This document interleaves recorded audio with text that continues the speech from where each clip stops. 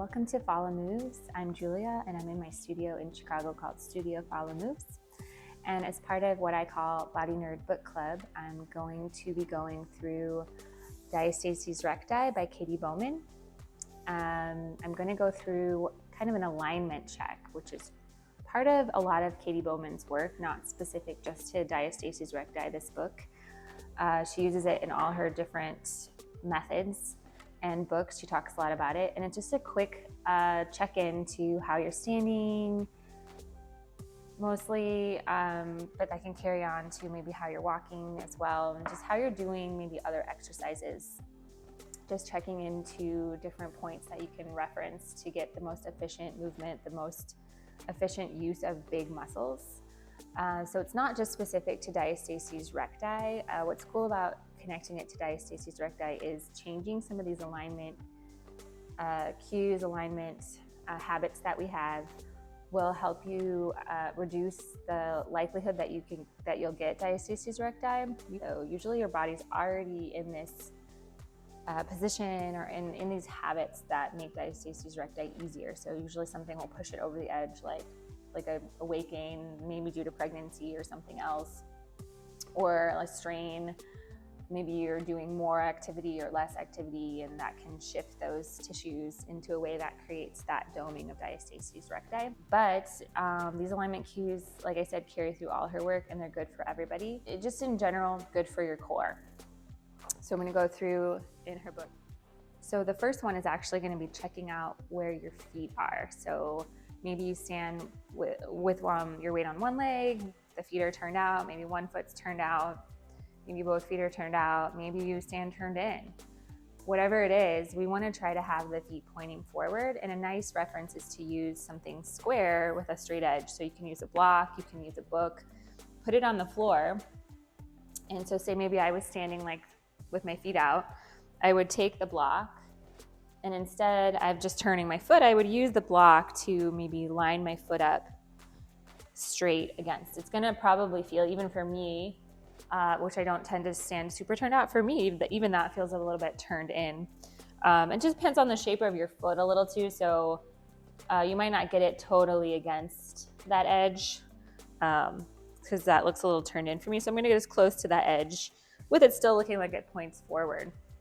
So say I did that, that would be my first markers to get my feet more straight. So here's one foot, here's the other foot. Now they're more straight. Then the next cue would be the distance between your feet. So say I got my feet straight, but I'm still standing pretty wide.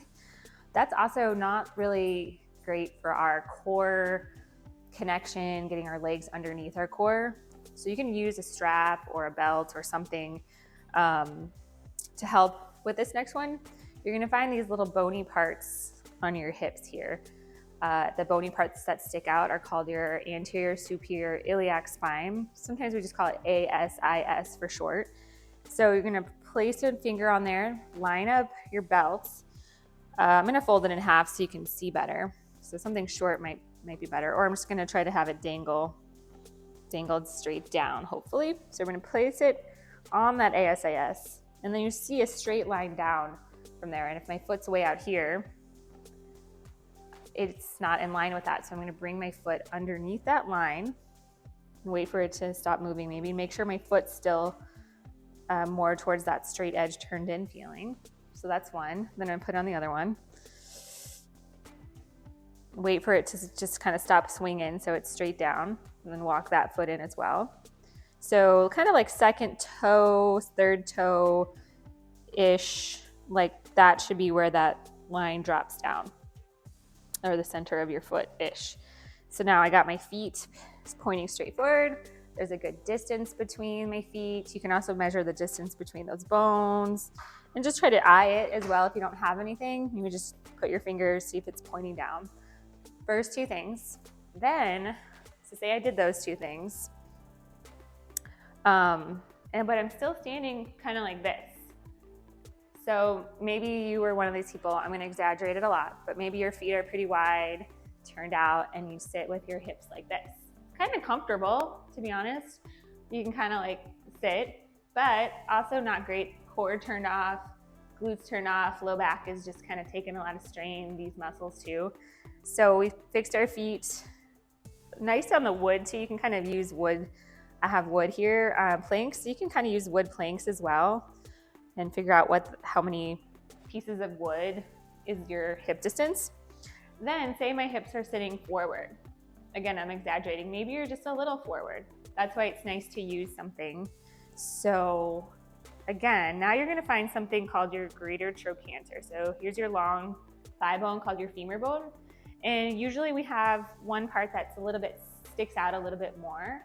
And it's kind of this whole area here. That's called your greater trochanter. A lot of things are attaching there. Find that bony part. And again, try to place that, whatever you're using, that line, place it on that bone. And I'll show you where that lines up if I'm sitting here. Kind of over my toes, right? Or even if I'm just a little bit, it's still kind of towards the toes. We want to back that all the way up so that line is drawing straight down, right over kind of that bony part of your ankle that sticks out a little bit. So greater trochanter lining up with that outside of the ankle, right? So not here, you're gonna back it up to here. So you got feet pointing forward, good distance, you got your hips backed up. Perfect. So the next one's a little tricky. I rolled up my pants a bit so you can see. They're not the best, so I'm just gonna do one side. And we're gonna look at the back of the knee. We have these two lines back here.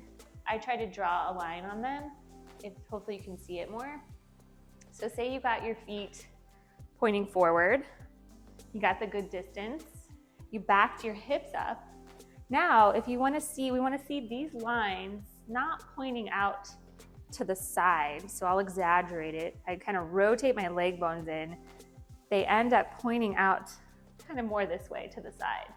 We want to try to rotate almost like an outward rotation so those lines are pointing straight back. And once you do that, you feel it kind of fires up a lot more stuff in your legs, in your core, in your glute area without clenching, just kind of pulls you in, maybe even your inner thighs. So you just feel more engaged. You can also kind of look at it from the front a little bit, but the back is better to look at. Rotating a little bit, those lines pointing back. Hopefully someone can help you with that one if you need help. So we got our feet pointing forward, we have a good distance, we backed the hips up, and we rotated those lines to point straight back. The other thing that sometimes happens is we end up having a little bit of a tilt. And this kind of goes hand in hand with the whole shift of the pelvis. And we call that anterior tilt or posterior tilt. So you can check again, finding your ASIS, those bony parts, and your pubic bone. You're gonna try to place, you can place your hands on the kind of the wrist palm up on those ASIS. Make kind of a triangle down towards your pubic bone. And if you feel comfortable, you can press that pubic bone just to really feel where that bone is, that boniest part down there. And you want that triangle to be kind of flush and flat, not tilted so the pubic bone is higher or farther down. My tendency is to have my pubic bone kind of farther downwards towards my feet and towards what we call anterior tilt. Some people really live their life maybe overcorrecting that, or they just, if they have like a flatter tush, kind of ends up having that pubic bone a little higher, so it's almost like tucked.